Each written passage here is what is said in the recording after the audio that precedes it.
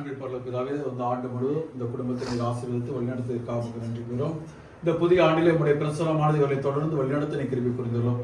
ஆண்டவர் உனக்கு ஆசி வழங்கி உன்னை காப்பாராக. ஆண்டவர் தம் திருமுகத்தை உண்மையில் ஒளிரச் செய்து மீது அருள் பொழிவாராக. ஆண்டவர் தம் திருமுகத்தை உன் பக்கமாக திருப்பி உனக்கு அமைதி அருள்வாராக. எல்லாம் இறைவன் தந்தை மகன் தூய ஆவியாரின் பெயராலே ஆமென்.